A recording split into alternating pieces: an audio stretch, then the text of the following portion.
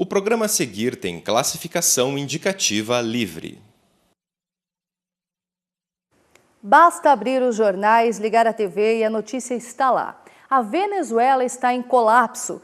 Estudantes anti-governo convocaram manifestações pelo país. A população vive sob uma ditadura. Faltam produtos básicos e o governo controla a mídia, manipula a informação.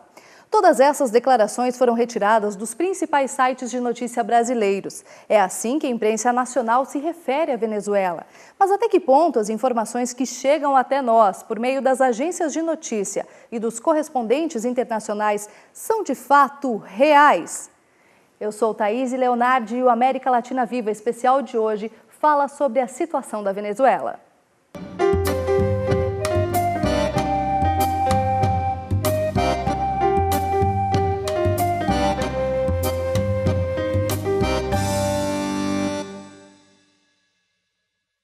Bom, e como vocês podem perceber no programa de hoje, o professor Dimas mudou de lado no nosso cenário, né, professor?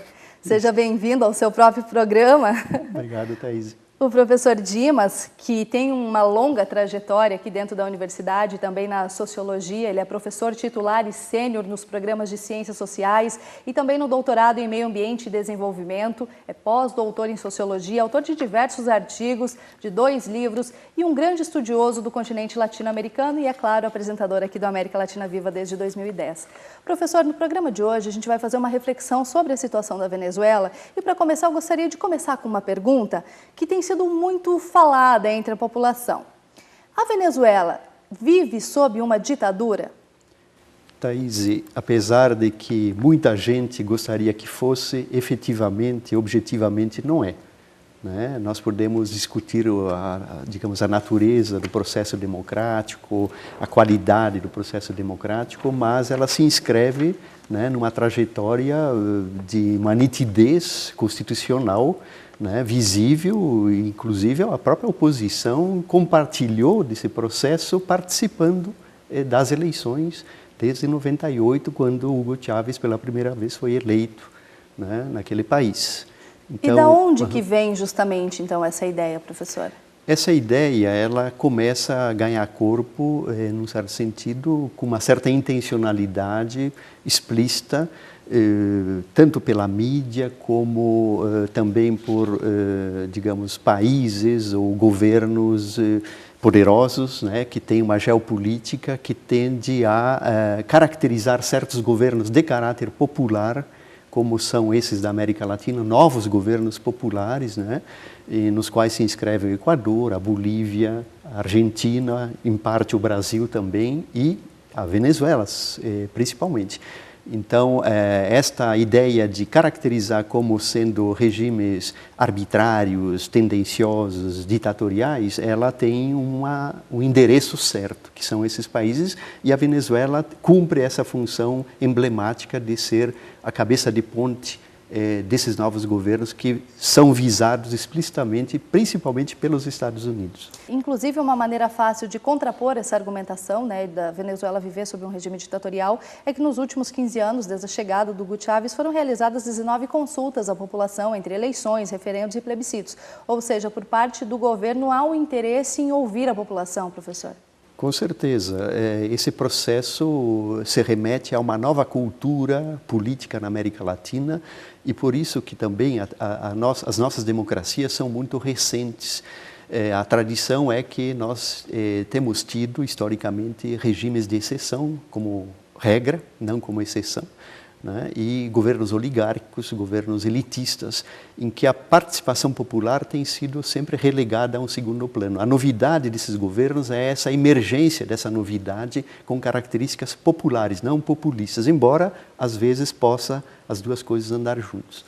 Então, de onde que vem a raiz dessas manifestações que têm acontecido na Venezuela, professor? Bom, as raízes elas são evidentemente de um processo contraditório, né, em que se tomam posições acirradas, por um lado um projeto chavista, bolivariano, né, que num certo sentido tem um projeto estratégico de construção de uma sociedade, inclusive setores que pretendem que a sociedade seja socialista, com uma distribuição de renda, né, orientações no sentido de políticas sociais diferentes dessas que os governos muito concentradores de renda têm tido na América Latina, né, e evidentemente isto se agrava em termos de enfrentamentos com setores da elite e setores de classe média, né, que se veem ameaçados por esse processo de distribuição de renda e de uma orientação ideológica e política diferente dessas que comumente elas têm vivido e até aspirado. Dá para a gente dizer, nesse sentido, então, que essas manifestações, a tentativa de tirar o Maduro do poder, pode ser considerado um golpe de Estado? Olha, aí já nós temos que considerar isto como, digamos, uma novidade, né? Antes, na América Latina, quando setores populares colocavam em risco certos interesses estratégicos das classes dominantes nacionais ou interesses estratégicos norte-americanos, tinha-se sempre as Forças Armadas como último bastião, né, para dar o golpe de Estado. Eu diria que o imperialismo e as forças hegemônicas, geopolíticas hegemônicas, têm aprendido, né, com essas novidades, né? Honduras e Paraguai têm sido tentativas de buscar alternativas, porque não é politicamente correto você apostar só na violência das Forças Armadas, né? Então, evidentemente, hoje há um novo aprendizado de desestabilizar esses governos novos, né, de caráter popular, inclusive alguns anti-imperialistas, anti-norte-americanos, né, como é o caso venezuelano, equatoriano, boliviano também, né, e também, num certo sentido, argentino. O Brasil é um pouco diferente, em que pese também ser um governo de centro-esquerda, né, mas com características diferentes. Nesse sentido, a gente poderia dizer que é um golpe de Estado um pouco mais refinado, um pouco mais elaborado? Sofisticado, que tem ideólogos, né? Inclusive existem cartilhas novas, né? Existe um teórico norte-americano da Fundação Albert Einstein, né? Que chama Gene Sharp, né? Que tem um livro que chama da Ditadura à Democracia. Foi publicado em 31 países, ele iniciou lá na Birmânia, né, e foi colocado à prova em um laboratório em países que tinham regimes de fato autoritários, né, mas o problema é que eles querem nivelar todos os regimes que não são favoráveis a essa lógica hegemônica e que inclusive a nossa mídia tenta passar como uma coisa só, né? Então, é a Primavera Árabe, né, Ucrânia, Venezuela, é uma coisa só. São só manifestações. Só, né? manifestações, todos iguais. Contra a ditadura, todos a favor da liberdade ocidental, né? Então, com esse espírito de desinformação total, né? Basta você assistir todos os jornais nacionais, é um absurdo, né, o que se apresenta em termos de jornalismo crítico. Nesse sentido, inclusive, esse livro ele seria uma forma de um passo a passo de como se dá esse golpe, sem ser tão explícito, com a ajuda de um exército, mas com essa questão ideológica, de se formar um pensamento unânime, de se convencer a opinião pública de que, na realidade, aquele povo precisa de ajuda, precisa de uma intervenção de um outro país. Ele começa, aparentemente, com mecanismos supostamente democráticos de oposição, de contestação, até gerar efeitos traumáticos. Então, os efeitos traumáticos são as mortes, né, que são apresentadas como oriundas de um processo repressivo, de um governo ilegítimo, um governo ditatorial, para criar um fato novo. E aí sim, depois desse efeito traumático, todos os mecanismos são válidos, né? Inclusive, se as Forças Armadas quiserem, como foi no Egito, tomar o poder, bem-vinda seja. Professor, o senhor falou agora há pouco de se criar uma unanimidade midiática. Queria voltar um pouco nesse assunto e comentar de que maneira que a gente vê nessa situação da Venezuela uma tentativa de se criar uma unanimidade midiática, uma uniformidade nas opiniões, nos pensamentos.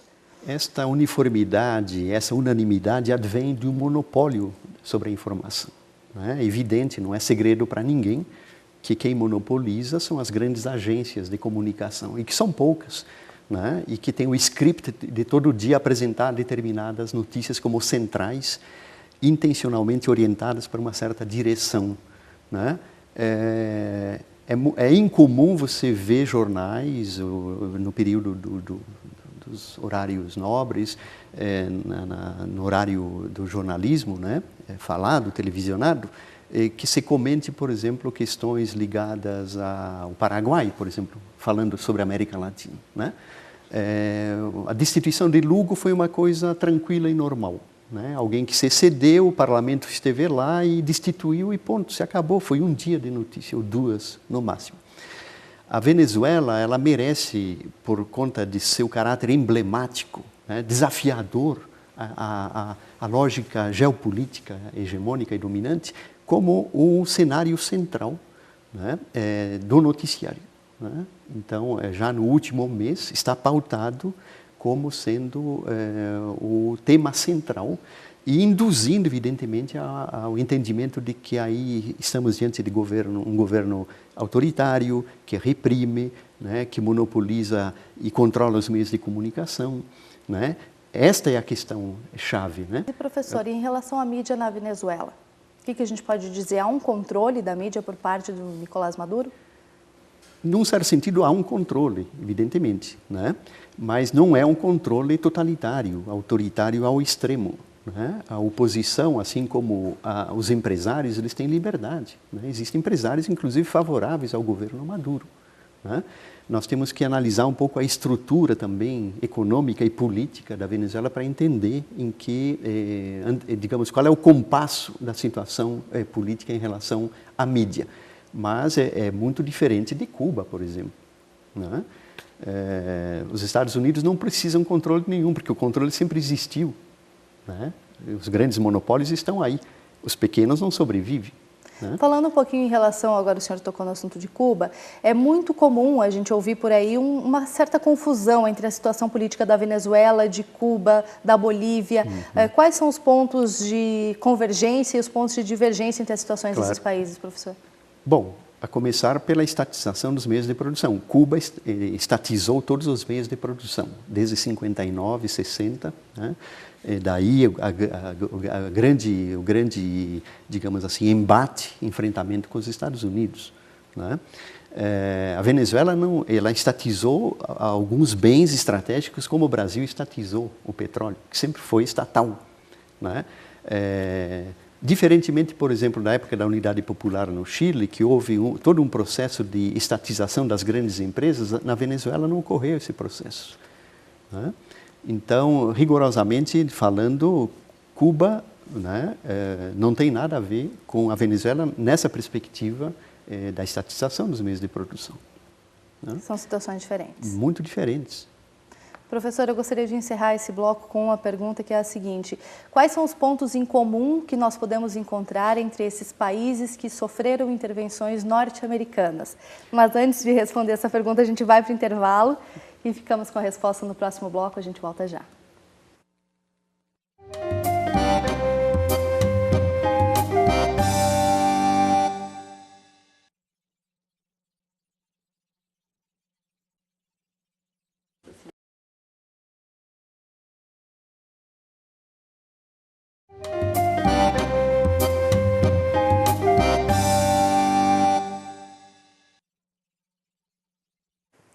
Nós voltamos com o América Latina Viva especial de hoje e encerramos o primeiro bloco aqui com o professor Dimas, justamente com uma pergunta, né, professor? Que foi: qual é a característica comum que existe entre os países que nos últimos anos vêm sofrendo intervenções norte-americanas? Agora sim, sua resposta, professor. Certo. Bom, se a gente recordar, por exemplo, uma obra importante do historiador britânico recentemente falecido, o Eric Hobsbawm, sobre os imperialismos, ele compara o imperialismo norte-americano com o imperialismo britânico, né? E ele destaca uma das diferenças, diz que uma das características do imperialismo norte-americano não é necessariamente a ocupação dos países como fazia o colonialismo britânico, né? A ocupação ela é mais sutil, ela é estratégica, é da ordem da geopolítica, né, da utilização de atores centrais nos países estratégicos que ele pretende controlar, né? Então, evidentemente que há uma estratégia deliberada, por exemplo, em relação aos países árabes, né? Sempre contando com esse mecanismo de uma oposição interna para aí dar, sim, né, o grande lance, né, de de colocar no governo, digamos, setores de sua confiança estratégica, né? Uma certa ambiguidade, por exemplo, na questão do Afeganistão, completa ambiguidade, eu diria, né? Uma contradição flagrante, né? Quando ele apoiou os governos talibã contra a invasão soviética na época, né? Ao Afeganistão, e apoiou o Iraque, né? No caso o Saddam Hussein, e depois destituiu, né? Fomentou a invasão, né? ao Iraque, sempre tentando compor com forças hegemônicas, principalmente com a Inglaterra, né? E com a OTAN de preferência. Nem sempre os países europeus acompanham os Estados Unidos, salvo a Inglaterra, que é fiel escudeiro dos Estados Unidos na questão geopolítica. E nos anos 70 era explícita, digamos, a intenção norte-americana de colocar no governo as Forças Armadas, né? Como nós vimos no primeiro bloco, as estratégias em relação à América Latina têm mudado, né? A jogada agora é contar com as forças internas da oposição nesses países, como é o caso da Venezuela, para aí sim criar aquele ponto traumático de não retorno. E aí, posteriormente, qualquer solução é bem-vinda, né, desde que se restabeleça um certo controle hegemônico deles sobre o continente. E, professor, o que existe de característica comum nesses países? Por que é que eles chamam tanto a atenção dos Estados Unidos a ponto de merecer uma invasão, assim, esse golpe de Estado mais disfarçado ou mesmo explícito, certo, como era antigamente? Porque eles desafiam a orientação ideológica e política e, em certo sentido, também econômica, embora com a Venezuela é um exportador de petróleo para os Estados Unidos, né? Então não viola todos esses princípios básicos, né, da lógica da organização dos interesses que acompanham essa relação internacional, né? Mas é basicamente uma questão ideológica, né? Por força de uma inércia que vem desde a Guerra Fria, né? A América Latina sempre foi o jardim, né? Digamos, o quintal, né? O backyard, né? Deles, né? Então, na época, era inadmissível uma segunda Cuba, por força de um equilíbrio estratégico com a União Soviética. Posteriormente, a América Latina foi um pouco relegada, né, a um segundo plano por questões estratégicas nos países do Oriente Médio, pela questão estratégica do petróleo e de um certo equilíbrio de forças políticas para manter essa estabilidade norte-americana. Hoje há um retorno, é como se a América Latina dissesse: nós existimos, mas existimos à nossa maneira, nós queremos traçar os nossos destinos. E isso é inadmissível incondicionalmente para eles. Do ponto de vista ideológico. Ideológico e geopolítico, né? Porque pode criar precedentes de autonomia, de soberania. Sem contar que esses países também têm riquezas naturais que interessam. Com certeza, né? Nós temos água, recursos naturais aí abundantes, né? Então, e petróleo também. Né? Mas não é apenas uma leitura economicista que faz valer os interesses norte-americanos, né? O imperialismo quer mais, quer tudo. Né? Agora nós vamos assistir a um depoimento gravado com Argenis Olivares, um conhecido dirigente sindical bolivariano que trabalha na PDVSA, refinaria de petróleo, e nos dá a sua opinião sobre o atual momento vivido pelos venezuelanos. É um pequeno grupo que realmente pues, trata de alterar a institucionalidade de todos estos procesos pues, participativos que hemos tenido en nuestra República Bolivariana de Venezuela, y ya están prácticamente controlados. En este caso, Leopoldo López, que es uno de los que lideriza este intento de golpe de Estado, está detenido y está, por supuesto, garantizándole todos los derechos humanos, haciendo el proceso judicial. Nosotros estamos conscientes pues, que el imperio norteamericano está detrás de todo esto, de tratar de detener la marcha de la revolución. Es el mismo formato que utilizaron en Honduras, es el mismo formato que están utilizando en nuestro hermano del pueblo de Siria. Y bueno, nosotros ya tenemos experiencia del golpe de Estado de abril del 2002 y los vamos a volver a derrotar. Lo vamos a derrotar con la ética y la moral socialista.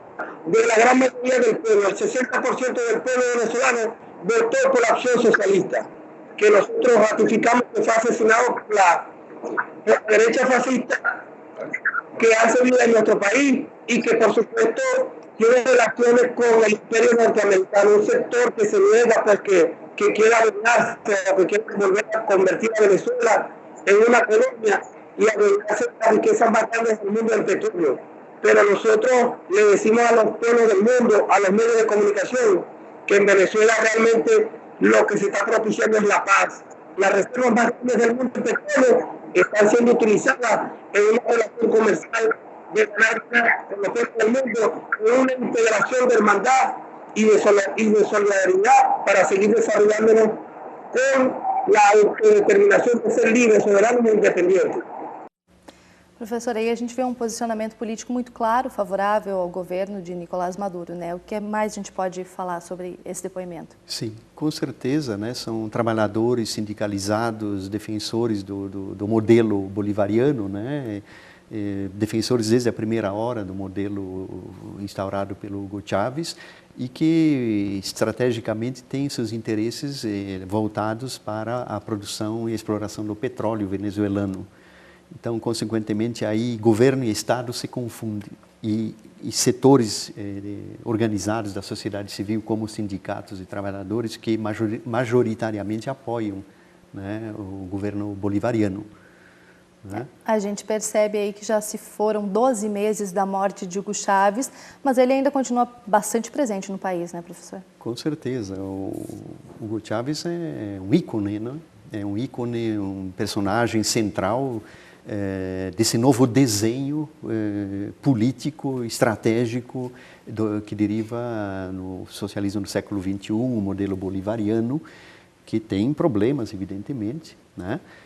Porque não é fácil você imprimir reformas estruturais numa sociedade, né, dividida em classes, com interesses estratégicos também diversos e contraditórios, e tentar introduzir um modelo dessa ordem, né? Em que a participação majoritária também é do Estado, né? Mas com esta perspectiva de atendimento a uma população que historicamente foi marginalizada, né? A população pobre, tanto assim que esses 60% que esse sindicalista fala e que, de fato, as urnas mostram, né? São os grandes setores populares, né, do campo e da cidade, né? Evidentemente, uma boa parte da classe média, alta e média, mas também as visões diferentes, elas atravessam as classes sociais, né? É muito provável que em setores pobres também haja setores contrários ao governo Maduro, né? Assim como em alguns setores da classe média, muitos comerciantes são favoráveis ao governo. E nesse ano que se passou, professor, quais são as principais mudanças que a gente pode sentir, se é que houve alguma, desde a época do governo do Chávez até agora com o governo do Maduro? As mudanças são da ordem da expressão e da tradução, digamos, de uma conjuntura social e econômica em eventos políticos. E aí que está, eu acho que a questão delicada, porque os eventos políticos eles podem dar uma dimensão exacerbada desses processos, fazendo com que setores assumam um realinhamento político do seu papel social e político também de uma maneira diferente dessa que nós observamos anteriormente. Como assim, professor? Um exemplo. Todo o processo que está ocorrendo em relação ao desabastecimento, né? A questão da escassez de alguns produtos e a inflação. Quando o enfrentamento se dá nessa direção que nós estamos observando, esse realinhamento pode fazer com que agentes econômicos comecem deliberadamente a fazer mercado negro, porque é uma forma de extrair lucros, mas não apenas lucros, mas uma forma de pressionar né, o governo de fazer mudar a balança política da situação. Então, esse realinhamento ele pode ganhar contornos dramáticos, inclusive. Vai depender, claro, a Venezuela não é um país de poucos recursos, ela tem muitos recursos e o petróleo é dólar, né, é uma economia de valor, né, porque vive de exportação de divisas, né, mas tem esse fator agravante de um realinhamento dos atores econômicos e sociais, né, que pode tender a agravar a situação, né? De que maneira que o Brasil tem se posicionado em relação a isso, professor? Olha, nós avaliamos, em geral, as manifestações dos governos em função da situação interna, né? Evidentemente, o Brasil vive uma situação interna diferente da Argentina. A Argentina tem interesse em hipotecar todo o apoio ao governo venezuelano, porque lá eles também estão sofrendo a pressão de setores conservadores, de oposição, né? Estão enfrentando dificuldades também de ordem inflacionária. Então, é evidente que a Cristina está jogando as fichas, né, na reafirmação dos princípios de suporte constitucional ao governo Maduro, porque ela pode temer o pior para ela também, né? E o Brasil, evidentemente, uma das declarações da presidente foi de que é uma situação interna da Venezuela. Eu acho que ela foi muito tímida, ela devia justamente reafirmar essa posição em favor da democracia, reforçando os mecanismos da Unasul, né? Chamando a atenção dos problemas da desestabilização da região e do saldo digamos assim, das consequências nefastas que retrocessos políticos podem causar para a América Latina. Professor, para a gente encerrar o programa de hoje, eu gostaria de fazer ainda duas perguntas para o senhor. Sim. A primeira delas é, até que ponto o atual governo tem a responsabilidade pelo que tem acontecido? A gente tem uma visão maniqueísta, né, de culpa ou não, de bem ou mal. Até que ponto o atual governo do Maduro tem uma responsabilidade sobre o que tem acontecido? E depois, se a saída do Maduro poderia pôr fim a essa questão interna que a gente vê na Venezuela ou não? Olha, a responsabilidade do governo é da mesma ordem da responsabilidade do nosso governo em relação às manifestações de junho passado, né, para cá.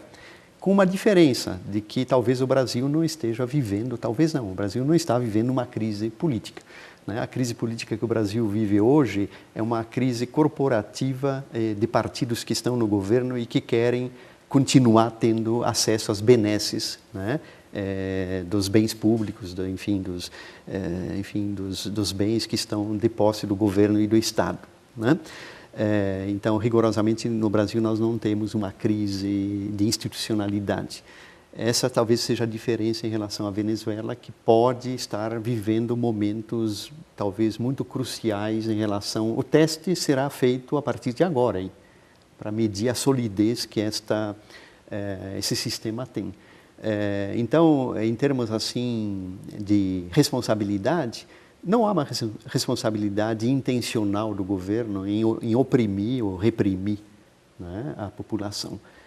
Ele está respondendo às ameaças que os setores da oposição estão, digamos assim, exacerbando nas formas de violar a Constituição, né, criar esses mecanismos. E a saída do Maduro? Pois a saída do Maduro seria por um golpe, um ato de força ilegítimo, né, que pode ser apresentado como, inclusive, no Egito, né, e que não se fala nos meios de comunicação mais do Egito, né? Quer dizer, aquilo se aceitou como o desejável, né? O fim da história. O fim da história. É possível a gente fazer algum prognóstico agora, professor, para os próximos meses dessa situação?